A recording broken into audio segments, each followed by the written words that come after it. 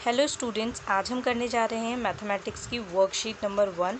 और आज की जो आपकी वर्कशीट है इसमें हम रियल नंबर्स के बारे में पढ़ेंगे। ठीक है, तो जो दिए गए पॉइंट्स हैं इसे समझने से पहले एक और इम्पॉर्टेंट पॉइंट मैं आपको बता दूं कि अपनी वर्कशीट की नोटबुक्स अलग रखें। हर सब्जेक्ट की अलग अलग नोटबुक बनाएं कि आगे चल के आपको बिल्कुल भी प्रॉब्लम ना हो जो लास्ट ईयर बच्चों को हुई थी। So let's start the worksheet. आज का आपका टॉपिक है रियल नंबर्स। रियल नंबर से रिलेटेड आपको यहाँ पर कुछ ब्लॉक्स देखने को मिल रहे हैं। ठीक है, अब वन बाय वन हम देखेंगे और समझेंगे इन्हें। को प्राइम नंबर क्या होता है? आपको बताया गया है कि two numbers which have only one as their common factor. को प्राइम नंबर्स वो होते हैं जिनके, ठीक है, यहाँ पर बोला भी गया है कि टू नंबर्स, ऐसे दो number which have only one as their common factor, जिनका कॉमन फैक्टर क्या होना चाहिए? वन होना चाहिए। मतलब उनका कॉमन फैक्टर वन ही होता है, उसे हम को प्राइम नंबर कहते हैं। अगर मैं एग्जांपल दूं आपको तो लाइक 25 है।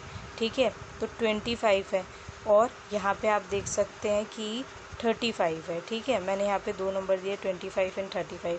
तो अगर इनका को प्राइम नंबर देखें तो वन इनका को प्राइम नंबर हो सकता है। मतलब दोनों ही नंबर, ठीक है, वन से दोनों ही नंबर यहाँ पर हम देख सकते हैं कि डिवाइड हो सकते हैं या वन के टेबल में। जैसे वन सभी का कॉमन फैक्टर होता है, तो यहाँ पे 25 का भी है बट 35 का भी है। उसके अलावा अगर हम कोई नंबर देखें तो हो सकता है कि और कोई नंबर इसमें कॉमन हमें ना देखने को मिले। ठीक है, ये मैं एक एग्जांपल बता रही हूँ सिंपल सा। जैसे 2 और 3 का कॉमन फैक्टर क्या हो कॉमन फैक्टर क्या हो सकता है? वन हो सकता है। ठीक है, और कोई नंबर नहीं हो सकता है, तो ये क्या हो जाएंगे? को प्राइम नंबर होंगे। तो यहाँ पे एक छोटा सा एग्जांपल दिया है मैंने आपको। देन इसके बाद है HCF। HCF क्या होता है? HCF का मतलब होता है कि largest number that divides two or more numbers. यहाँ पे बोला गया है कि HCF क्या होता है? Largest number that divides two or more numbers. अगर मैं आपको एग्जांपल दूँ तो HCF मान लीजिए आपने 20 का यहाँ पर निकाला। ठीक है, तो यहाँ पे आपने क्या निकाला? देखिए एग्जांपल के तौर पर मैं आपको सॉल्व करके बता रही हूँ। ठीक है, तो यहाँ पे क्या आ गया? 225। ठीक है, ये आ गया। अब इसके बाद अगर मान लीजिए मैंने यहाँ पर 10 का निकाला एक और HCF। ठीक है, तो ये क्या आ गया? ये कुछ मैं दोबारा सॉल्व कर रही हूँ। ठीक है, तो यहाँ पे 2 और 5 आ गया। अभी हमने जो लिखा था तो 20 के क्या क्या फैक्टर्स थे?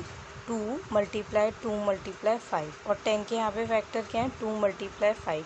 तो अगर हम कॉमन देखें इसमें तो 2 है और 5 है, तो 2 और 5 ये कॉमन है। हम 20 और अगर 10 में देखें तो 2 और 5 कॉमन थे। ठीक है, तो ये कॉमन जब हम लेंगे और इसे सॉल्व करेंगे तो क्या आ जाएगा? 10। तो ये जो 10 है ये क्या हो जाएगा? HCF हो जाएगा। तो यहाँ पे यही बोला गया है कि largest number that divides two or more numbers. Okay, ये HCF होता है। LCM क्या होता है? The smallest number that can be divisible by each of the given number. एक स्मॉलेस्ट नंबर जो दोनों ही नंबर जिनका भी आप LCM निकाल रहे हो उन दोनों से ही क्या होता हो? डिवाइड होता हो, डिविजिबल हो। जैसे कि अगर मैं 20 और 10 का अगर एक साथ निकालूं तो यहाँ पे एक ऐसा नंबर होना चाहिए जो दोनों से ही डिविजिबल हो। ठीक है, तो यहाँ पर लाइक 2, ठीक है, तो ये हो जाएगा 10 और ये हो जाएगा 5। ठीक है, ऐसे ही 2 के टेबल में 5 पर आएगा, 5 का 5 मैंने एज इट इज़ लिखा और यहाँ पे सॉल्व होकर एंड में 1 आ जाएगा। तो 2, 2, 5 यहाँ पे 3 कॉमन फैक्टर हैं, इन्हें मैं मल्टीप्लाई कर दूँगी तो हमारा क्या आ जाएगा? यहाँ पे हमारा आ जाएगा LCM। ठीक है, क्योंकि HCF आपका हो चुका है। HCF और LCM में कंफ्यूज नहीं होना है, क्योंकि HCF हम हमेशा सिंगल नंबर का निकालते हैं और उसके बाद कॉमन फैक्टर देखते हैं, और LCM हम एक साथ निकालते हैं 2 नंबरों का, 3 नंबरों का, कितने भी नंबर हो सकते हैं। ठीक है, उसके बाद आपको यहाँ पे बोला गया है कि इरेशनल नंबर्स क्या होते हैं? A number that is not rational is irrational. It means वो नंबर जो कि रैशनल ना हो उसे इरेशनल कहते हैं। ठीक है, जो नंबर रैशनल ना हो उसे इरेशनल कहते हैं। अब इट मीन्स यहाँ पर आपको 2 पॉइंट दिए गए हैं, इन पॉइंट्स को पढ़ के ज़्यादा अच्छे से समझ पाएंगे। फर्स्ट पॉइंट है N irrational number can not be represented in the form of PQ। जो इरेशनल नंबर होते हैं, ठीक है, वो कभी भी p बाई q की फॉर्म में रिप्रेजेंट नहीं किए जाते, मतलब फ्रैक्शन में नहीं लिखे जाते। ठीक है, लाइक दिस, फ्रैक्शन में नहीं लिखे जाते। और उसमें एक और चीज़ बोली गई कि where p and q are integers, जहाँ p और q क्या है, इंटीजर्स हैं। इंटीजर्स क्या होता है, पॉजिटिव भी हो सकते हैं, नेगेटिव भी हो सकते हैं, मतलब -2 भी हो सकता है या फिर -3 भी हो सकता है, या 2 और 3 भी हो सकता है। तो पॉजिटिव भी हो सकता है और नेगेटिव भी हो सकता है। लास्ट पॉइंट है यहाँ पर कि and q is not equal, p by q की फॉर्म में है और जो q है ये इक्वल 0 के नहीं है। मतलब जो p बाई q होती है फॉर्म, तो नीचे हमेशा जो भी नंबर होता है ये 1 या 1 से ज़्यादा कुछ भी हो सकता है, बट 0 नहीं होगा। ठीक है, 0 नहीं होगा, इसके अलावा कुछ भी हो सकता है। तो यहाँ पे q इज़ नॉट इक्वल। ठीक है, तो यहाँ पे आपको समझा रखा है कि an irrational number can not be represented in the form of p q where p q are integers and q is not equal 0। तो इरेशनल नंबर कभी भी p बाई q की फॉर्म में नहीं लिखे जाते। ठीक है, p बाई q की फॉर्म में रैशनल नंबर होते हैं और वहाँ पर q जो होता है वो यहाँ पे आपको नॉट इक्वल 0 जो है बताया भी गया है। ये आपको और अच्छे समझ आएगा जब आप एक चैप्टर करेंगे। ठीक है, कंप्लीट अपना तो रिवीजन करेंगे और आपको अच्छे से समझ आ जाएगा। अभी शुरुआती तौर पे हो सकता है थोड़ी कन्फ्यूज़न हो सकती है। सेकंड पॉइंट है यहाँ पे बी में आपको बोला गया है कि √2, √3, √5 etcetera are irrational numbers. Irrational numbers हैं √2, √3 और √5। ये तीनों क्या है, इरेशनल नंबर्स हैं। ठीक है, तो एग्जाम्पल भी आपको दिए हैं कि इरेशनल नंबर कैसे होते हैं। अब आप देख सकते हैं कि p बाई q की फॉर्म में नहीं है। देन इसके बाद आपको बोला गया है कि look at the decimal expansions. Decimal expansions आपको देखनी है। अब यहाँ पे देखिए 3 तरीके से आपको दिखाया गया है। फर्स्ट है 1/7। 1/7 को जब आप डिवाइड करेंगे, ठीक है, 1 को ब्रैकेट के अंदर रखना है। हमेशा ऊपर वाले नंबर को याद रखेंगे कि ऊपर वाले नंबर को हमेशा ब्रैकेट के अंदर रखते हैं और जो नीचे वाला नंबर होता है, ठीक है, डिनोमिनेटर आपका, उसको हमेशा बाहर रखते हैं। उसके बाद डिवाइड करते हैं। ठीक है, तो 1 को आप सोच रहे होंगे कैसे डिवाइड करेंगे। तो सबसे पहले आपने 0 पॉइंट लगा दिया, पॉइंट लगाया तो यहाँ पे भी 0 आ गया। ठीक है, उसके बाद आप इसे सॉल्व कर सकते हैं, यस सॉल्व कर सकते हैं, डिवाइड कर सकते हैं। तो यहाँ पे आप देख सकते हैं कि ऐसे ही डिवीज़न चलेगा। और आप यहाँ पे अगर ध्यान से देखेंगे तो 1428 लिखा है। ठीक है, 142857। ठीक है, यहाँ तक नंबर है। उसके बाद अगर आप देखें तो दोबारा रिपीट हो रहा है नंबर 57। ठीक है, तो यहाँ पे नंबर रिपीट भी हो रहा है। तो यहाँ क्या लिखा है कि नॉन टर्मिनेटिंग रिक्योरिंग। ठीक है, नॉन टर्मिनेटिंग और रिक्योरिंग है यहाँ पे, मतलब है कि ये रिपीट भी हो रहे हैं। ठीक है, नंबर रिपीट भी हो रहे हैं। और नॉन टर्मिनेटिंग मतलब जो पूरी तरीके से डिवाइड जब आप करते हैं किसी नंबर को तो रिमाइंडर 0 आता है और वो वहाँ पे एंड हो जाते हैं। ठीक है, या फिर पॉइंट में भी आपने देखा है कि पॉइंट में नंबर आने के बाद एंड में रिमाइंडर 0 आता है, वो कंप्लीट हो जाता है, तो उसे टर्मिनेटिंग में लाया जाता है। ये क्या हो जाएगा, नॉन टर्मिनेटिंग, जो चलता रहेगा, डिवाइड आप करते रहेंगे, चलता रहेगा। जो आंसर है वो बार बार हो सकता है रिपीट हो। ठीक है, जैसे 1428 है तो दोबारा 1428 आ सकता है। इसे हम क्या कहेंगे, इसे हम कहेंगे नॉन टर्मिनेटिंग एंड रिक्योरिंग। इसके बाद सेकेंड है टर्मिनेटिंग आपको दे रखा है 3/8। 3/8 को जब आप डिवाइड करेंगे तो आप देखेंगे 0.375 आया और यहाँ पे सॉल्व हो गया, कंप्लीट हो गया। तो ये क्या हो गया, टर्मिनेटिंग हो गया। तो जब भी नॉन टर्मिनेटिंग, रिक्योरिंग या टर्मिनेटिंग हो, ये दोनों ही रैशनल नंबर्स होते हैं। ठीक है, बट इरेशनल नंबर कौन से होते हैं, जैसे √2 है, इसे जब आप करेंगे डिवाइड तो आप क्या देखेंगे कि इसका आंसर जब पॉइंट में लेके आएंगे तो पॉइंट में इसका आंसर कैसे आएगा। एक तो ये नॉन टर्मिनेटिंग होगा और नॉट रिक्वायरिंग होगा, मतलब ये दोबारा रिपीट नहीं हो रहे हैं नंबर। ठीक है, 41421 नंबर भी बदल रहे हैं। ठीक है, रिपीट नहीं हो रहे और नॉन टर्मिनेटिंग है, सॉल्व हो गए, ख़त्म नहीं हुए, चलता रहेगा। ठीक है, सो इसके बाद आपको ऐसे ही बताया गया कि ये क्या हो गया, इरेशनल नंबर। तो याद रखना है कि जहाँ पर नॉन टर्मिनेटिंग एंड रिक्वायरिंग हो या फिर टर्मिनेटिंग हो, ये रैशनल नंबर्स होते हैं। और जहाँ पर नॉन टर्मिनेटिंग या नॉन रिक्वायरिंग हो वो क्या होते हैं, इरेशनल नंबर्स होते हैं। इसके बाद आपको लास्ट पॉइंट समझाया गया है कि फिल इन द ब्लैंक्स हम यहाँ पर देखेंगे। इसमें आपको क्या बोला गया है, इसमें आपको बोला गया है कि आपको 3 को डिवाइड करना है 2, 4, 5 से। आंसर आपका आ जाएगा 81। ठीक है, यहाँ पर आपने इसे सॉल्व किया। पूरा जब सॉल्व करेंगे तो एंड में रिमाइंडर भी आ रहा है, वो क्या आ रहा है 2 आ रहा है। तो यहाँ पर आपको बॉक्स शो किए गए हैं कि ये जो जिस नंबर को आप डिवाइड करें ये क्या होता है, ये डिविडेंट होता है। ठीक है, किस नंबर से डिवाइड कर रहे हैं इसे क्या बोलते हैं, इसे हम बोलते हैं डिवाइज़र। और उसके बाद जो भी आपका आंसर आता है इसे क्या बोलते हैं, इसे बोलते हैं कोशेंट। और एंड में जो ये आप देखते हैं बचता है वो क्या होता है, रिमाइंडर होता है। तो यहाँ पे ये आपको मेंशन करना है कि ये रिमाइंडर है, ठीक है, ये डिवीज़र है और ये कोशेंट है। तो ये आपको लिखनी होगी पूरी स्पेलिंग। दूसरी चीज़ कि आप यहाँ देखेंगे कि यहाँ पे डिवीज़न एल्गोरिथम के अकॉर्डिंग आपको नंबर दिए गए हैं, बट ये गलत तरीके से लिखा है। 3 जो है और 2 ये मिसप्लेस होके इसमें मिसप्रिंट है। आपको जब आप कॉपी में करेंगे तो इसे ठीक कर लेंगे। आपकी वर्कशीट में मिसप्रिंट है, 2 को 3 की जगह लिखना है, 3 को 2 की जगह लिखना है। ठीक है, ये गलत लिखा हुआ है। तो यहाँ पे आपका जो फॉर्मूला होगा वो क्या होगा, फॉर्मूला होगा आपका divisor multiply quotient plus remainder. ठीक है, ये आपको ध्यान रखना है। उसके बाद अगर आप देखें तो आपको ट्राई और सेल्फ में कुछ क्वेश्चंस दिए गए हैं। जैसे आपका फर्स्ट क्वेश्चन जो है वो आपको यहाँ पे अभी बॉक्स में मैंने समझाया है, बिल्कुल इसी क्वेश्चन की तरह है, ऐसे ही आपको सॉल्व करना है। उसके बाद आपको डिवीज़न एल्गोरिथम के बाद आप देखेंगे क्वेश्चन नंबर 2 है, इसमें बोला find the HCF and LCM।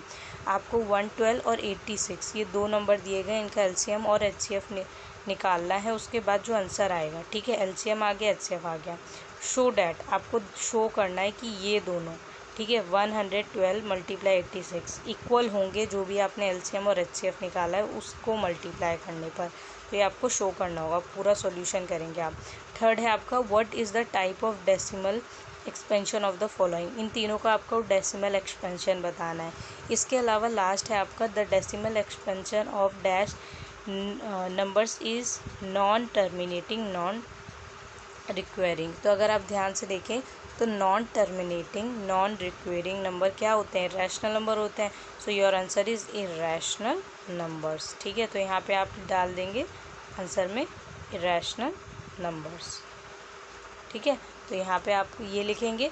अब यहाँ पे ये जो तीनों क्वेश्चन है फर्स्ट सेकंड थर्ड, ये मैं आपको सॉल्यूशन के साथ एक बार शो कर दे रही हूँ, आपकी हेल्प हो जाएगी कि आपको कैसे लिखना है। ठीक है, उसके अलावा आपको यहाँ पे कोविड अप्रोप्रिएट बिहेवियर दिया है, CAB message wash your hands with soap and water regularly.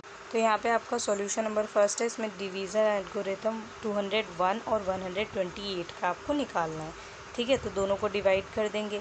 128 को जब 210 से डिवाइड करेंगे तो सबसे पहले क्या देखेंगे कि 128 के टेबल में 1 पर 128 आता है। ठीक है, इसको जब यहाँ पर लिखेंगे और माइनस करेंगे तो आंसर आपका रिमाइंडर में क्या आएगा 82। ठीक है, अब इसके आगे तो ये डिवाइड हो नहीं सकता, पॉइंट में जाएगा आंसर। और आपको डिवीज़र कोशेंट रिमाइंडर तीनों चाहिए तो आप आगे पॉइंट में आंसर नहीं लेके जाएंगे। ठीक है, यहीं तक सॉल्व करेंगे। इसके बाद आप डिविडेंड आपको दिया गया है 210, ये आप लिखेंगे एज इट इज़। ठीक है, स्टेप बाय स्टेप। देन इसके बाद divisor multiply quotient plus remainder. ठीक है, तो डिवीज़र आपको क्या दिया है 128 आपने लिख लिया। उसके बाद कोशेंट क्या आपको आया है, यहाँ पे कोशेंट आया है आपका 1, वो भी आपने यहाँ पे लिख लिया। देन रिमाइंडर है 82, वो भी आपने यहाँ पर मेंशन कर दिया। तो आपको प्लेस का ध्यान रखना है कि सबसे पहले डिवाइज़र आता है, फिर कोशेंट आता है, देन रिमाइंडर, और डिविडेंड जो होता है इसी को आपको यहाँ पे सॉल्व करके बताना है कि क्या सही है आपका आंसर, क्या नंबर आपने जो सॉल्व किया है क्वेश्चन इसमें आंसर आपका सही आ रहा है कि नहीं। तो इसके लिए आप सॉल्व करेंगे, सबसे पहले बोडो मास के अकॉर्डिंग मल्टीप्लाई करेंगे। तो मल्टीप्लाई करेंगे आंसर आ जाएगा 128 को 1 से मल्टीप्लाई करने पर, देन प्लस 82। अब इन दोनों को आप ऐड कर देंगे तो 210 आ जाएगा। यस, सो अगर हम डिवीज़न एल्गोरिथम देखें तो 210 इक्वल 210 आ रहा है। ठीक है, 210। नेक्स्ट है अगर हम देखें तो हमारा नेक्स्ट क्वेश्चन नंबर 2, तो यहाँ पे आपको बोला गया है कि आपका HCF ऑफ 112 एंड 86। ठीक है, 112 एंड 86 का आपका जो HCF है वो क्या है। यहाँ पे सबसे पहले हम HCF निकाल रहे हैं तो 1 बाय 1 हम निकालेंगे। सबसे पहले हमने 112 का HCF निकाला है, फिर हमने 86 का निकाला है। तो आप देख सकते हैं कि सबसे पहले 112 जो है 2 के टेबल में 56 पर आता है, फिर 2 के टेबल में 56 जो है वो 28 पर आता है, C2 के टेबल में 28 14 पर आता है, फिर 2 के टेबल में 14 7 पर आता है, 7 7 के टेबल में 1 पर आता है। ऐसे ही आप सॉल्व करेंगे। सो नेक्स्ट जब आप सॉल्व करेंगे तो 2 के टेबल में 86 43 पर आता है और 43 43 के टेबल में 1 पर आता है। ओके, जब आप इसे सॉल्व कर लेंगे तो आप इसमें कॉमन फैक्टर देखेंगे क्या क्या है। ठीक है, आपने आगे के जितने भी इसके फैक्टर्स थे वो लिखे। कॉमन फैक्टर यहाँ पर सिर्फ 2 है, तो 2 आपका क्या हो जाएगा, HCF हो जाएगा। देन इसके बाद आप LCM निकालेंगे, LCM ऑफ 112 एंड 86। जब इसको सॉल्व करेंगे तो इसमें क्या देखेंगे कि दोनों को एक साथ आपको लेके सॉल्व करना है, 112 और 86 को। तो 112 और 86 को एक साथ सॉल्व करेंगे तो 2 के टेबल में 112 जो है वो 56 पर आता है और 86 43। तो यहाँ पर आप डायरेक्ट यहाँ पे 56 और 43 को कर देंगे। क्यों? क्योंकि ये प्रोसेस आप पूरा करेंगे और बाद में आपको मल्टीप्लाई करना ही है, तो आपको इतनी मेहनत करने की ज़रूरत नहीं है। ठीक है, इसीलिए मैंने डायरेक्ट कर दिया है। देन इसके बाद अगर आप देखें तो LCM आपका 2 × 56 × 43। अब आप इनको मल्टीप्लाई करेंगे तो आपका LCM आ जाएगा 4816। अब आपको शो करना है, क्वेश्चन जो आपको दिया गया था उसके अकॉर्डिंग 112 × 86 इक्वल HCF × LCM। तो यहाँ पे LCM और HCF लिख लेंगे जो भी आपका आया था। ठीक है, और उसके अलावा ये दोनों डिजिट आप मल्टीप्लाई करके लिखेंगे, LCM HCF भी मल्टीप्लाई करके लिखेंगे। आप देख सकते हैं कि बोथ साइड्स आर इक्वल, आपके दोनों आंसर सेम आ रहे हैं 9632। ओके, ऐसे ही दोनों तरफ आ रहे हैं आपके आंसर, तो ये इक्वल है। देन इसके बाद क्वेश्चन नंबर 3 था आपका 164 एंड 12 अपॉन में। तो आप इसको कैंसिल करके अगर डिवाइड करें तो आपके लिए इजी हो जाएगा, इसलिए कोशिश करें कि सिंपलेस्ट फॉर्म में उसे डिवाइड करें। ठीक है, मैंने यहाँ सिंपलेस्ट फॉर्म 41 अपॉन में 3। ठीक है, सो जब इसे हमने कट किया तो 41 अपॉन में 3 आ गया। अब आप चाहें तो इसे डिवाइड करेंगे तो प्रॉपर आपको डिवाइड वैसे करके दिखाना होगा। ठीक है, जैसे 3 के टेबल में 4 नहीं आता, 3 आता है 1 पर। ठीक है, सो यहाँ पे 1 बचा, आपने फिर 1 यहाँ पर फिर से नोट किया। तो जब आप ऐसे सॉल्व करेंगे तो ये सॉल्व हो गया। आप देख सकते हैं कि यहाँ पे नंबर आपका क्या आ रहा है, 13.666। तो ये लगातार रिपीट हो रहा है। ठीक है, तो ये क्या हो जाएगा, नॉन टर्मिनेटिंग बट रिपीटिंग। ठीक है, कि ये कम्प्लीटली यहाँ पर डिवाइड नहीं हो रहा है, ये आगे बढ़ता जा रहा है, डिवाइड होता जा रहा है लगातार, बट इसका जो आंसर आ रहा है क्वेश्चन में वो रिपीट हो रहा है। ठीक है, इसीलिए नॉन टर्मिनेटिंग बट रिपीटिंग या रिक्यूरिंग बोल सकते हैं आप। देन सेकंड ऐसा ही है, इसमें भी 83 अपॉन में 7 है। इसे भी जब आप सॉल्व करेंगे तो आप क्या देखेंगे, 11.857142। फिर उसके बाद वही नंबर दोबारा रिपीट हो रहा है। ठीक है, तो ये भी नॉन टर्मिनेटिंग बट रिपीटिंग है।